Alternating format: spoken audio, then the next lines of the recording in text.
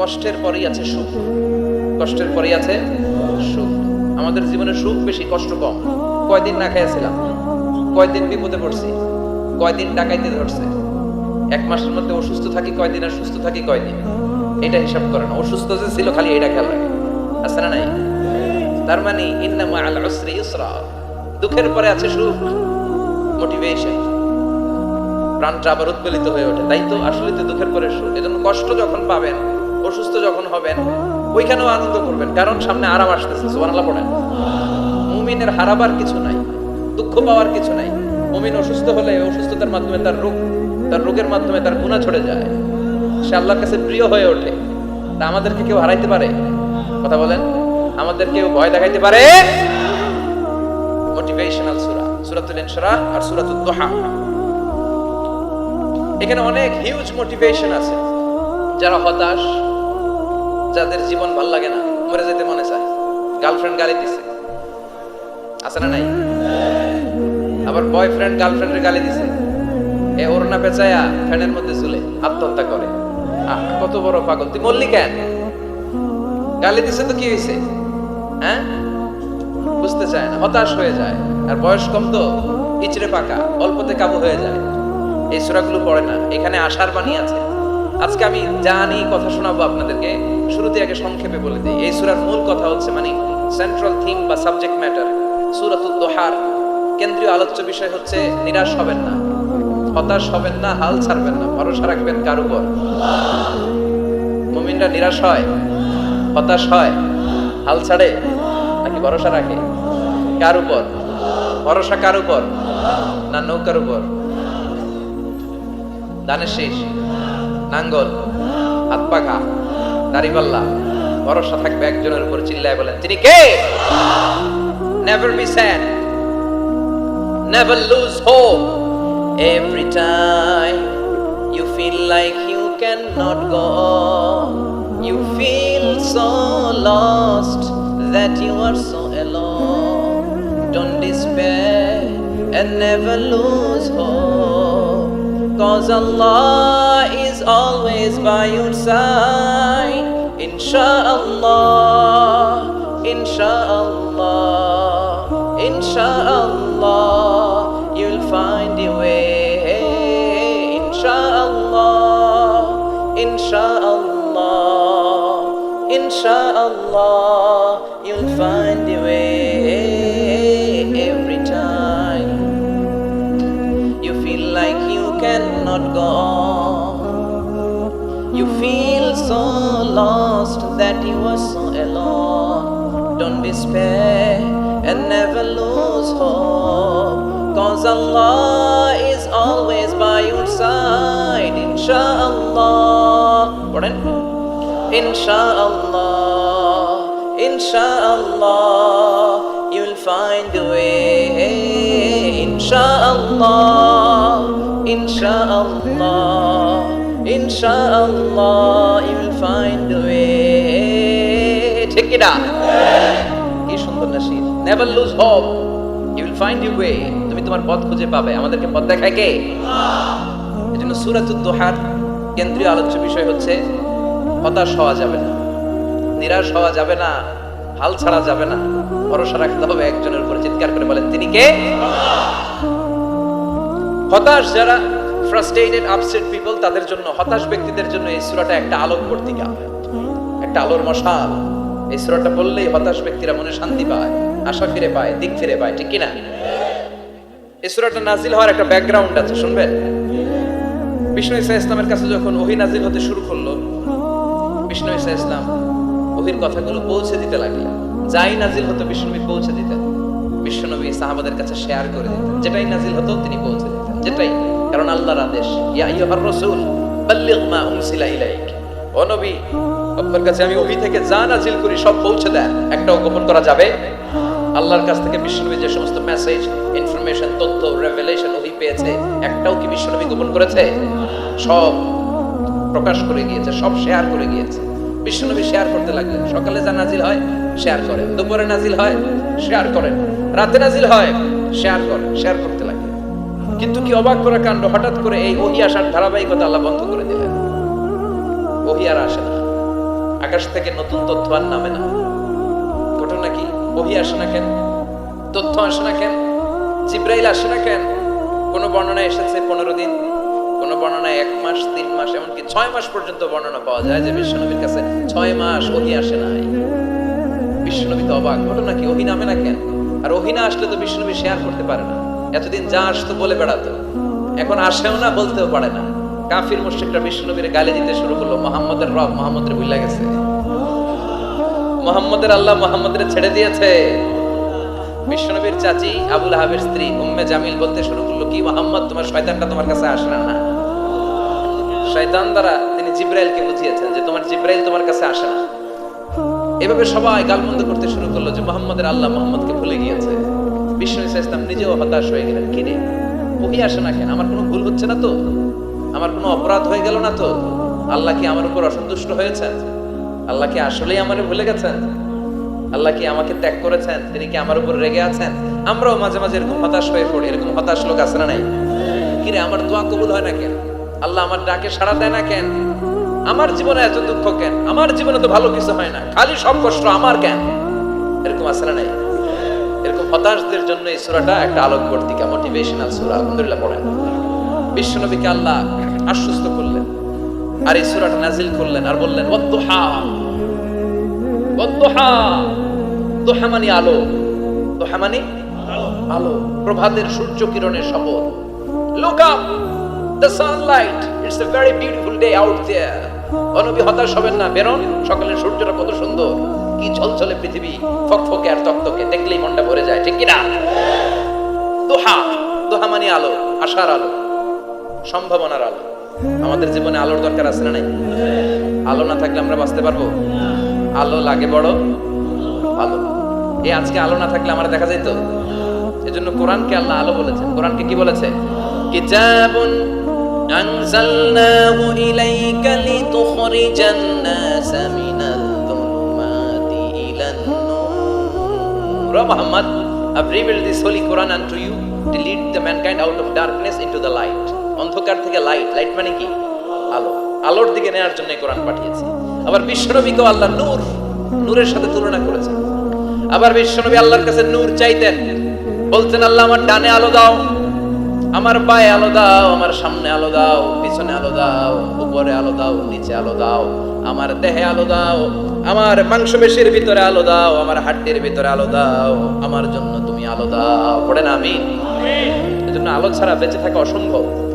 আল্লাহ তাআলা আলোর নামে সূরা দিলেন, সূরাতুদ দুহা, প্রভাতের আলো, প্রভাতের সূর্য কিরণের শপথ, আলোর শপথ। সুবহানাল্লাহ পড়েন। এরপর আল্লাহ বললেন ওয়াল লাইলি ইযা সাজা, আলোর শপথ, সকাল বেলার সূর্য কিরণের শপথ। দ্বিতীয় আয়াতে আল্লাহ বললেন রাত্রি বেলার শপথ, যখন রাত্রিটা নিঝুম হয়, নিস্তব্ধ, নিঝুম আর নিস্তব্ধ রাতের শপথ। তাহলে আল্লাহ আলোর কসম কাটলেন, তারপরে অন্ধকারের কসম কাটলেন, ঠিক কিনা? আলো দ্বারা মূলত আল্লাহ তাআলা ওহীর আগমনকে বুঝিয়েছে, আর অন্ধকার দ্বারা আল্লাহ তাআলা ওহীর অনুপস্থিতি বুঝিয়েছে।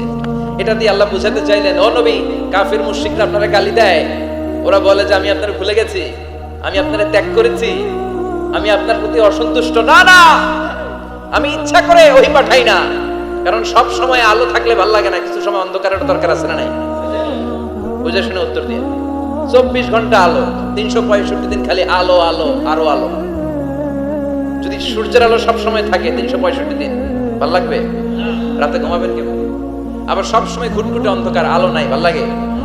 ক্ষেত খামারে চাষ করা লাগবে না, বাজারে যাওয়া লাগবে না। তার মানে আলোরও দরকার আছে, অন্ধকারেরও দরকার আছে। এটা দিয়ে আল্লাহ বুঝাতে চাইলেন নবী ওহী নাজিল করার জন্য দরকার আছে, মাঝে মাঝে ওহী বন্ধ রাখা আপনার বিশ্রাম দেওয়ারও দরকার আছে। চিৎকার করে বলেন আল্লাহু আকবার। এজন্য আল্লাহ বললেন ওয়াদ-দুহা ওয়াল লাইলি ইযা সাজা মা ওয়াদ্দা'আকা রাব্বুকা ওয়া মা ক্বালা ওয়ালাল আখিরাতু খায়রুন লাকা মিনাল উলা। সুবহানাল্লাহ পড়েন। ও নবী, প্রভাতের সূর্য কিরণের শপথ, নিঝুম নিস্তব্ধ রাত্রিবেলার শপথ, আলো আর অন্ধকারের শপথ করে আমি বললাম আপনার প্রভু আপনারে ভুলে যায় নাই, আপনার উপর অসন্তুষ্ট হয় নাই। আমি আল্লাহ ইচ্ছা করে ওহী বন্ধ রেখেছি, কারণ ওহীর একটা পাওয়ার আছে। বারবার ওহী রিসিভ করলে আপনার স্নায়ু এটা সহ্য করতে পারবে না, আপনার দেহ এটারে বরদাস্ত করতে পারবে না। নবী, আমি আপনার প্রতি এত রহম দিল, এত ভালোবাসি, বারবার ওহী নিতে নিতে আপনার যে কষ্ট হয়, এই কষ্টটা আমার আল্লাহর সহ্য হয় না। এজন্য আমি আল্লাহ ইচ্ছা করে কিছুদিন ওহী বন্ধ রাখছি। সুবহানাল্লাহ পড়েন। তার মানে এই নয় যে আমি আপনারে ভুলে গিয়েছি, আমি আপনারে ছেড়ে দিয়েছি। আরে নবী, আমি তো আমার নামের সাথে আপনার নামকে জুড়ে দিয়েছি। লা ইলাহা ইল্লাল্লাহ মুহাম্মাদুর, যেখানে আমার আল্লাহর নাম সেখানেই বিশ্ব নবীর নাম আছে না নাই? আযান যখন দেই আল্লাহু আকবারের পরে বিশ্ব নবীর নাম আছে না নাই? একামতে আছে না নাই? আবার আল্লাহর জন্য যখন সালাত আদায় করি শেষ বৈঠকে বিশ্ব নবীর উপর দুরূদ আছে না নাই? রাফা'না লাকা যিকরাক, ও নবী আপনার নামকে আমি অনেক উপরে তুলে ধরেছি। আমার নাম যেখানে আপনার নাম ওইখানে, গোটা বিশ্বব্যাপী আপনার নাম ছড়ায় যাবে। ওরা আপনারে গালি দেয় কবি বলে, ওরা গালি দেয় গণক বলে, ওরা বলে আপনি আফতার, লেস কাটা। আসলে যারা আপনারে গালি দেয় ওরাই লেস কাটা। ওরা আপনারে বলে আপনি নির্বংশ, আপনার ছেলেগুলো বেঁচে নাই, মেয়ে বেঁচে আছে, আপনার নাম নেয়ার কেউ থাকবে না। ওই আবু জাহেল, উতবা, সাইবা, ওদের নাম নেয়ার কেউ থাকবে না। আপনি লেস কাটা নন, আপনি নির্বংশ নন। ইন্না শানিয়াকা, চিল্লায় বলেন ইন্না শানিয়াকা। যারা আপনারে গালি দেয়, যারা আপনারা নিয়ে কটু কথা বলে, ওরাই লেস কাটা, ওরাই নির্বংশ। ওদের বংশকে আমি আল্লাহই নির্বংশ করে ছাড়ি। চিল্লায় বলেন ঠিক কি না? ও নবী, মা ওয়াদ্দাআকা রাব্বুকা ওয়া মা ক্বালা, আপনার রব আপনারে পরিত্যাগ করে নাই, আপনারে ভুলে যায় নাই, আপনারে ছেড়ে দেয় নাই। আপনার রব ইচ্ছা করেই ওহী নাজিল বন্ধ করে রেখেছে। আমি ইচ্ছা করেই আপনারে প্রেসার দিতে চাই নাই গো নবী, কারণ ওহী রিসিভ করা অনেক কঠিন। এটা আস্তে আস্তে আপনি অভ্যস্ত হবেন। সুবহানাল্লাহ পড়েন। ওহীর একটা পাওয়ার আছে না নাই? আমরা তো কি মজায় মজায় কোরআন পাইছি। এই যে কি সুন্দর কোরআন নিয়ে বসে পড়ি, তাফসীর করি, কি মজার কোরআন। এই কোরআনটা রিসিভ করতে যে বিষ্ণুনবীর কত কষ্ট হয়েছে। এই কোরআনকে আল্লাহ বলেছেন এটা কাওলান সাকিলা, very heavy and weighty word. এটা অনেক ওজনওয়ালা কথা। ইন্না সানুলকি আলাইকা কাওলান, এটার অনেক ওজন। এই কোরআনটা যদি পাহাড়ের উপরে নাজিল করা হতো, পাহাড়গুলো দুমড়ে মুচড়ে ভেঙে টুকরো টুকরো হয়ে খান খান হয়ে যেত। ঠিক কি না? এত কঠিন বানিয়ে এটা। ও নবী, আমি আলোর সাথে ওহীর মিল ঘটিয়েছি, আলো দিয়ে ওহীকে বুঝিয়েছি। সূর্যের যেমনি কিরণ আছে, তেজ আছে, এই ওহীরও একটা তেজ আছে। এই তেজ, এই কিরণ আপনি সব সময় সহ্য করতে পারবেন না। এজন্য আমি ইচ্ছা করে কিছুদিন ওহী নাজিল করা বন্ধ করে রেখেছি। সুবহানাল্লাহ পড়েন। ইচ্ছে করে আমি নাজিল করি নাই। সব সময় নাজিল হলে আপনার ভালো লাগতো না। বুখারীর বর্ণনা, মা আয়েশা বলতেন শীতের রাতে, কনকনে মাঘ মাসের শীতের রাতে যখন বিশ্বনবীর উপর কোরআনের আয়াত নাজিল হতো, বিশ্বনবী ঘেমে ঘেমে একাকার হয়ে যেতে। হাত্তা লা ইয়াতাফাসসাদু জাবিনুহু আরাফান, বিশ্বনবীর দাড়ি আর থুতনি বেয়ে ঝরঝর করে পানি পড়তো। আমরা কম্বল গায়ে দিয়ে থাকি আর বিশ্বনবী ঘামে। সুবহানাল্লাহ কইবেন না? এটা কওলান সাকিলা, অনেক ওজনওয়ালা কথা। আবার বিশ্বনবী যখন ওটের উপরে বসে থাকা অবস্থায় কোরআনের আয়াত নাজিল হতো, ওটের বুকটা মুহূর্তের মধ্যে বালুর মধ্যে, জমিনের মধ্যে লেগে যেত। ঘোড়ায় চড়া অবস্থায় বিশ্বনবীর কাছে যখন কোরআন নাজিল হতো, ঘোড়ার পা গুলো মরুভূমির বালুতে দেবে যেত। মাঝে মাঝে বিশ্বনবী সাহাবাদের রানের উপরে, পায়ের উপরে মাথা দিয়ে শুয়ে পড়তেন, ক্লান্ত শ্রান্ত।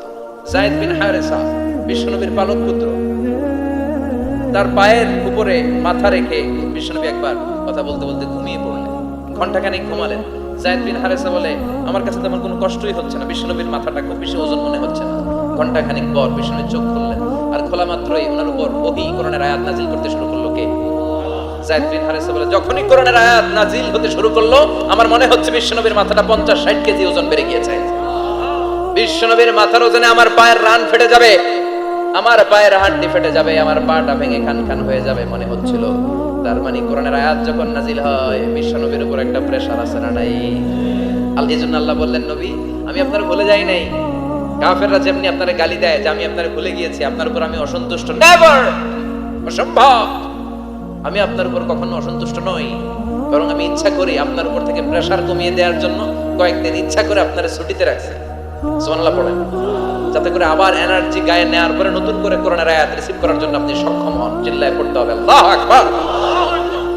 এজন্য আল্লাহ বললেন, ওয়াদ-দুহা ওয়াল-লাইলি ইযা সাজা মা ওয়াদ্দা'আকা রাব্বুকা ওয়া মা ক্বালা ওয়ালাল আখিরাতু খায়রুল লাকা মিনাল উলা।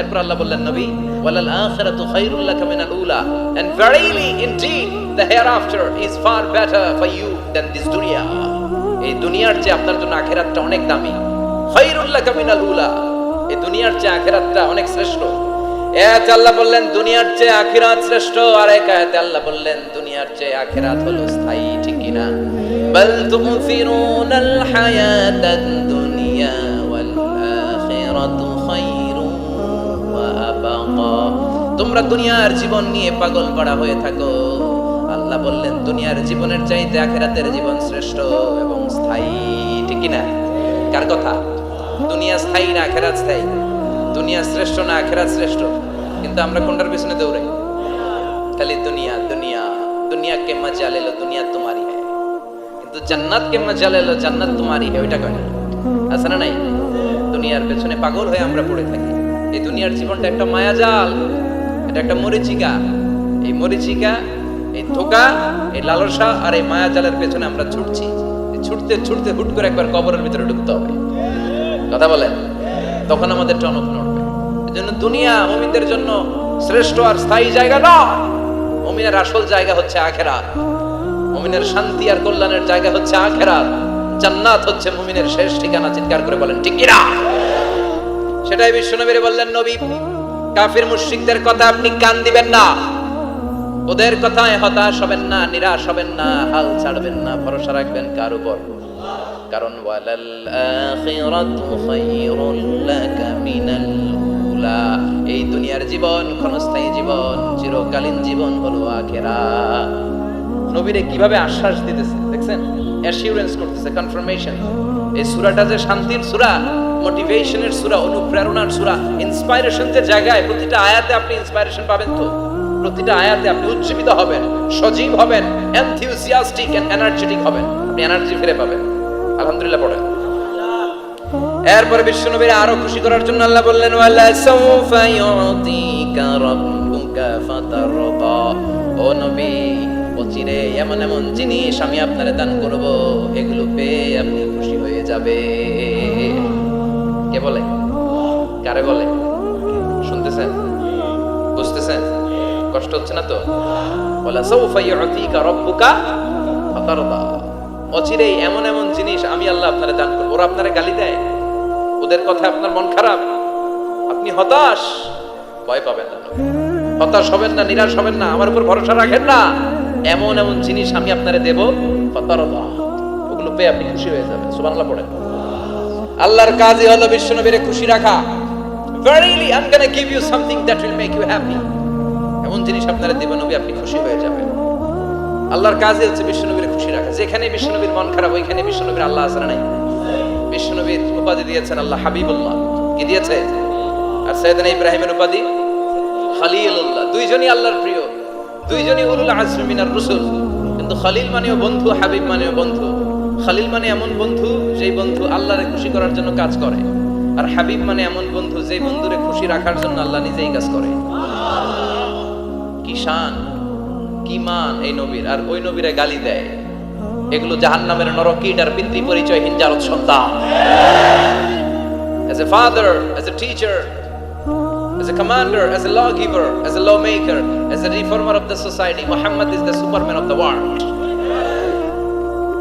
superman মানে অসাধারণ ব্যক্তিত্ব unparalleled personality ওনার জীবন নিয়ে পড়া শুরু করলে এটা শেষ হয় না বিয়ন্ডলেস বাউন্ডলেস বটমলেস এটা তলাবিহীন সাগর বিশ্বনবীর জীবনী একটা সাগর কিন্তু সাগরের কি নাই সুবহানাল্লাহ কইবেন না এই বিশ্বনবীর খুশি রাখা কার কাজ যেখানে বিশ্বনবী হতাশ যেখানে বিশ্বনবীর মন খারাপ বিশ্বনবীর মন ভালো করে দেয় কে এজন্য আল্লাহ বললেন ওয়ালা সাউফা ইউতিকা রাব্বুকা অচিরেই আপনার রব আপনাকে এমন এমন জিনিস দান করবে নবী এগুলো পেয়ে আপনি খুশি হয়ে যাবেন কিভাবে নবী খুশি হয়েছে কিভাবে নবীর আল্লাহ খুশি রাখবে শুনবেন শুনবেন শুনবেন দেখেন খেয়াল করে বুঝতে হবে কিভাবে আল্লাহ তাআলা বিশ্বনবীকে খুশি করেন দেখেন বিশ্বনবীর প্রথম কোথায় খুশি করলেন বিশ্বনবী মক্কার জমিনে দাওয়াতি কাজ যখন শুরু করলেন তিনি দেখলেন বিশ্বনবী খুব ভালো অ্যানালাইসিস করতে পারতেন তিনি মক্কার সোসাইটিটাকে সমাজটাকে বিশ্লেষণ করে অ্যানালাইজ করে উনি দেখলেন যে এই মক্কায় দাওয়াতি কাজের একটা শক্ত অবস্থান নিতে হলে দুইজন লোকের একজন আমার চাই সুবহানাল্লাহ পড়েন বিশ্লেষণ শক্তি, কি চিন্তা শক্তি! উনি খেটে ফেললেন, উনি বুঝে ফেললেন সবাইকে দেখে যে দুইজনের একজন আমার সাথে না থাকলে আমার দাওয়াতি কাজ চালানো কষ্ট হয়ে যাবে। এজন্য গভীর রাতে তাহাজ্জুদের নামাজ শেষে আল্লাহর কাছে কেঁদে কেঁদে বিশ্বনবী দোয়া করে, আল্লাহ আল্লাহুম্মা আইজ্জাল ইসলাম বি আহাব্বির রাজুলাইনি ইলাইক। আল্লাহ, দুইজন লোকের যেই লোকটারে তোমার দরবারে মকবুল মনে হয়, ভালো লাগে, পছন্দ হয়, তাদের একজনকে ইসলামের ভেতরে ঢুকিয়ে দিয়ে ইসলামকে তুমি বিজয় দান করে দাও। ও আল্লাহ, দুইজনের একজনকে আমার চাই। একজন হলো আবি জাহাল ইবনে হিশাম, হিশামের বেটা আবু জাহাল, আও উমর ইবনুল খাত্তাব, অথবা খাত্তাবের বেটা উমর। সুবহানাল্লাহ পড়ো। সাথে সাথে দোয়া কবুল করলো কে? কার জন্য করলো? নাকি আবু জাহেলের জন্য? আবু জাহেলের চোখের সামনে পর্দা ছিল, ও পর্দা সরায় না। ওর অন্তরে পর্দা, ও পর্দা উঠে সত্যটা দেখতে চায় না। এজন্য ওর জন্য গোটা বিশ্ববাসীর আছে ঘৃণা। ও যেখানে মারা গেছে, ওর যেখানে জন্মস্থান, ওইখানে সৌদি সরকার ল্যাট্রিন বানাই দিয়েছে। ঘৃণার প্রতীক। ওইখানে তো অন্য কিছু বানাইতে পারতো, ল্যাট্রিন বানাইতে যাবে কেন? গোটা বিশ্বের মানুষ যায় যেন এটা ভরাই দিয়ে আসতে পারে। কথা বলেন। এই বেয়াদবটার জন্য আল্লাহ দোয়া কবুল করে নাই। ওমরে ফারুক রাগী ছিলেন, কিন্তু সত্য প্রকাশে, সত্য গ্রহণে আপোষহীন। সত্য দেখলেই উনি মেনে নিতেন। এটা জাহেলি যুগে ওনার মধ্যে এই গুণ ছিল। আল্লাহু আকবার। বিশ্বনবী কেঁদে কেঁদে দোয়া করে, আল্লাহ, মক্কার জমিনে এই দুইজনের একজন যদি কালেমা না পড়ে, মক্কার জমিনে দাওয়াতি কাজ চালিয়ে যাওয়া কঠিন হয়ে যাবে। হয় হিশামের বেটা আবু জাহেল কিংবা খাত্তাবের বেটা ওমরকে তুমি ইসলামে ঢুকাও। আল্লাহ ওমরের জন্য দোয়া কবুল করলেন। বিশ্বনবী তখনও বুঝতে পারেন এই দোয়াটা কার জন্য কবুল। হঠাৎ ওমরে ফারুক বিশাল একটা নাঙ্গা তলোয়ার নিয়ে বিশ্বনবীকে হত্যা করার জন্য ছুটে এলো। বিশ্বনবী তখন মক্কার আরকাম ইবনে দারুল আরকামের ঘরে সাফা পাহাড়ের পাদদেশে লুকিয়ে লুকিয়ে দাওয়াতি কাজ করতেন। আশেপাশে সাহাবীরা বসা। বিশ্বনবীর চাচা হামজা ইবনে আব্দুল মুত্তালিব বললেন, নবী তাড়াতাড়ি পালিয়ে যান, ওই যে দেখা যায় ওমরে ফারুক তলোয়ার নিয়ে আপনারে মারতে আসছে। বিশ্বনবী বললেন, চাচা সরে যান, সাহাবীদেরকেও সরে যেতে বলেন, দরজাটা খুলে দেন, ওমরকে আসতে দেন। আমার তো মনে হচ্ছে ওই যে তাহাজ্জুদের নামাজ পড়ে আল্লাহর কাছে কেঁদে কেঁদে আমি দোয়া করেছি, আমার দোয়াটা আজকে কবুল হতে চলেছে। আমার তো মন বলছে আল্লাহ দোয়াটা কবুল করবে। দরজা খুলে দেন। ওমর ফারুক চলে আসলেন, এসে তলোয়ার রেখে দিয়ে আঙ্গুল উঁচু করে বললেন, আশহাদু আল্লা ইলাহা ইল্লাল্লাহ, আশহাদু আন্নাকা মুহাম্মাদ রাসূলুল্লাহ। ঝিনুকের ভেতর লুকিয়ে থাকে যেমন মতি, ঝিনুকের ভেতর লুকিয়ে থাকে যেমন মতি, কালমা শাহাদাতে আছে আল্লাহর জ্যোতি, কালমা শাহাদাতে আছে আল্লাহর জ্যোতি। সুবহানাল্লাহ পড়েন। কি আল্লাহর জ্যোতি এসে ওমরে ফারুকের হৃদয়টাকে নুরানি করে দিল। এই তলোয়ার রেখে ঘোষণা দিলেন, আশহাদু আল্লা ইলাহা ইল্লাল্লাহ ওয়া আশহাদু আন্নাকা মুহাম্মাদ আবদুল্লাহি ওয়া রাসূলুহু। বিশ্বনবী খুশি হয়ে গেলেন। ফাতারদা ওয়ালা সাওফা ইউতিকা রাব্বুকা ফাতারদা। ও নবী, অচিরে এমন এমন জিনিস একটার পর একটা আমি আপনারে দান করব, এগুলো পেয়ে আপনি খুশি হয়ে যাবেন গো নবী। আপনার অন্তরে দুঃখ, কষ্ট, হতাশা, আপসেট হওয়ার মানসিকতা, ফ্রাস্ট্রেশন কিছু আল্লাহ রাখবো না। ওয়ালা সাওফা ইউতিকা রাব্বুকা ফাতারদা। অচিরে এমন এমন জিনিস আমি আল্লাহ আপনারে দেব, আপনি খুশি হয়ে যাবেন।